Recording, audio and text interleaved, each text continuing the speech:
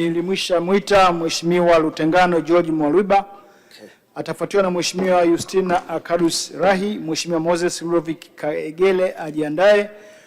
Mheshimiwa Said Ali Mbau ajiandae. Mheshimiwa Mwenyekiti, nakushukuru kwa kunipa nafasi ya mimi pia kuchangia hotuba ya Mheshimiwa Waziri Mkuu ya bajeti. Lakini nianze kwa kumshukuru Mwenyezi Mungu ambaye amenijalia afya na uhai. Leo nimepata nafasi ya kuweza kuchangia hotuba hii muhimu katika nchi yetu. Lakini kwa sababu pia nachangia kwa mara ya kwanza, napenda kutumia nafasi hii kuwashukuru wananchi wa jimbo la Busokelo ambao wameniamini na kunituma mimi kuwa mwakilishi wao. Mimi ninachoahidi ni kwamba nitawatumikia kwa kushirikiana na wao na uwezo wa Mwenyezi Mungu kwa kasi na ufanisi. Mheshimiwa Mwenyekiti, na pia nianze kwa kumpongeza Waziri Mkuu wa Jamhuri ya Muungano wa Tanzania Dr. Mwigulu Lameck Madelu Nchemba kwa kuaminiwa na Rais wa Jamhuri ya Muungano wa Tanzania kwa nafasi ya waziri mkuu, lakini pamoja na mawaziri wengine waliopo katika ofisi yake. Dr. Nchemba nadhani ameanza kazi yake kwa kasi kubwa na anarejesha tumaini kwa Watanzania. Na ninafikiri kwa mantiki ya kawaida Dr. Mwigulu Lameck Nchemba anachokifanya, anajaribu kuweka mfano kwa watumishi wa umma namna bora ya kutumikia nafasi zao na kuhudumia wananchi. Mheshimiwa Mwenyekiti, nianze pia kabla ya kuchangia hotuba hii katika Wizara ya TAMISEMI, nitoe pole kwa wananchi wenzangu wa wilaya ya Rungwe ambao kulitokea mafuriko pamoja na maporomoko, na hiyo baadhi ya wenzetu katika wilaya ya Rungwe walipoteza maisha, wengine waliumia na wengine walipoteza mali zao. Ninawapa pole sana, na pia ninaishukuru serikali kwa jinsi ilivyoitikia kwa haraka kuona ni namna gani na wadau wengine jinsi ya kuweza kushirikiana na wenzetu waliopata madhira hayo. Mheshimiwa Mwenyekiti, naomba nianze kwa kuchangia TAMISEMI.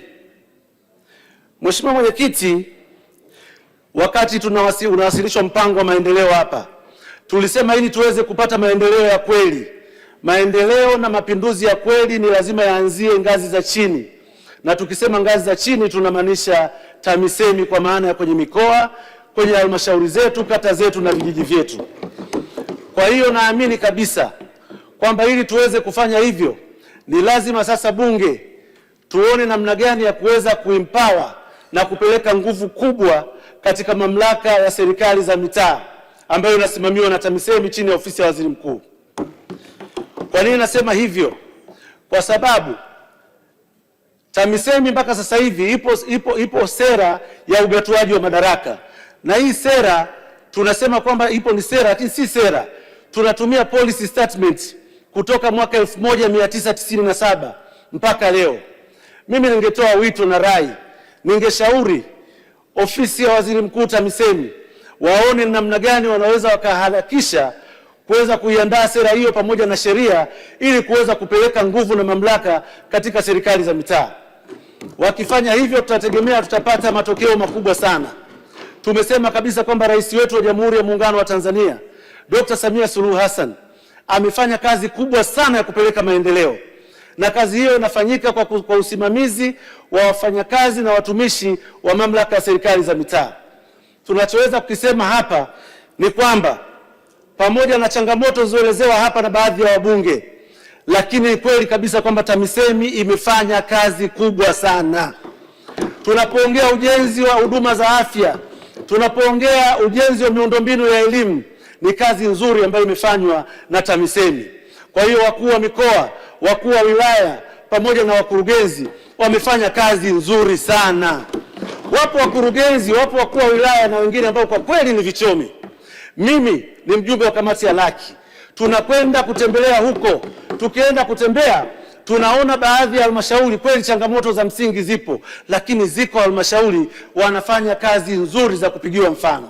Kwa hiyo ndugu zangu, ni lazima tusimamie swala hili la kuhakikisha kwamba tunapeleka mamlaka na nguvu kubwa ili sera hii na sheria ianzishwe na tuweze kupata matokeo makubwa. na mimi nina imani kubwa katika kipindi hiki cha Dr. Mwigulu Lameck Nchemba na Profesa Shemdoe. Nafikiri Profesa Shemdoe ni mmoja kati ya Watanzania waliopata bahati ya kuijua sana TAMISEMI, na inawezekana kutoka uhuru sidhani kama kuna mtu anaijua TAMISEMI kumzidi.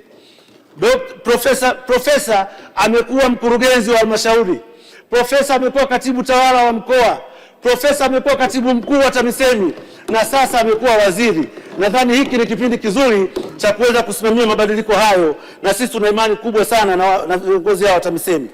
Jambo la pili ninalotaka kuchangia, Mheshimiwa Mwenyekiti, ni swala la 10%. Swala la 10% siku za nyuma lilikuwa linafanywa kwa utashi wa halmashauri, lakini mwaka 2018 ilianzishwa sheria, na sasa hivi kupeleka michango ya 10% ni takwa la kisheria. Lakini nataka niseme katika jambo hilo, sasa hivi utoaji wa mikopo unafanyika kwa kutumia mfumo. Kuna maendeleo makubwa na tija imepatikana, ila katika maeneo machache katika swala hilo la utoaji wa 10% zipo dosari na changamoto ambazo ningependa kuzichangia. Kwa mfano, muda wa utoaji wa mikopo siku 90. Siku 90, kutoa mikopo kwa siku 90 ni muda mrefu sana. Ningeomba watendaji wa TAMISEMI waliangalia hili jambo. Hawa wakina mama ntilie, hawa vijana wengine miradi yao waliopeleka ni ya msimu. Mtu anataka kununua mahindi, anataka kununua mpunga, siku 90 inawezekana hata andiko lake linakuwa limepoteza maana. Kwa hiyo wangeweza kuona namna gani wanaweza wakapunguza siku ili kuweza kuleta tija ya hii mikopo. Lakini jambo lingine, ni vizuri kwamba wanatoa mafunzo, lakini changamoto iliyopo, hawa wanaotoa mafunzo wanawaita wajasiriamali kwenda halmashauri, na inawezekana wajasiriamali wakaitwa zaidi ya mara 4 mpaka mara 5, na kama tunavyojua wanatumia fedha. Sasa hawa watu kwa kuwaita mara nyingi namna hiyo na fedha wanazokopa, mara nyingine unakuta hata ile fedha wanayowakopesha inaanza kupoteza tija, kwa sababu inawezekana kwamba inajifidia katika zile nauli wanazopoteza. Kwa hiyo ningeshauri TAMISEMI waone njia bora ya watumishi wa TAMISEMI, ikiwezekana wawafuate wajasiriamali hao kwa makundi, aidha kwenye tarafa au kwenye kata, ili kuweza kuokoa hii usumbufu wa kwenda na kurudi na kutumia gharama kubwa. Jambo lingine, katika 10%, kuna changamoto ipo katika zile halmashauri 10 ambazo ni pilot tulizosema mabenki yakopeshe. Mabenki kwa kweli tu declare kwamba yameshindwa kufanya hii kazi. Mheshimiwa Mwenyekiti, sababu ya serikali kusema tutoe hizi 10% kwa serikali ni kwa sababu watu wengi wanaopata hii mikopo walikuwa hawana sifa ambazo benki wanazitambua ili waweze kuwakopesha. Lakini leo hii unashangaa kwamba halmashauri zinawaasesi watu, wanasema wanastahili kupewa mikopo, wakienda benki wanasema hawastahili kupata mikopo. Hili jambo limeleta usumbufu mkubwa sana kwa wenzetu wa kwenye majiji na zile halmashauri 10 ambazo zimekuwa sehemu ya pilot. Mwenyekiti, lakini ukiacha jambo hilo, hizi fedha zinazopelekwa kwenye mabenki, maana yake ni kwamba hizi ni kengele ya pili. Malizia hiyo point ulioanza. Mwenyekiti, ni kwamba hizi fedha zinapelekwa kwenye mabenki yale ni kama tunayakopesha fedha, kwa sababu wanapewa zile fedha wanaendelea kukaa nazo, wakati wale watu wanapokwenda wanasema hawana sifa za kukopeshwa na zile fedha wanazo. Sasa hii si lengo la kuanzisha mikopo ya 10%. Baada ya kuchangia mchango huo, naunga mkono hoja. Asante sana Mheshimiwa Mwenyekiti. Asante sana kwa mchango wako.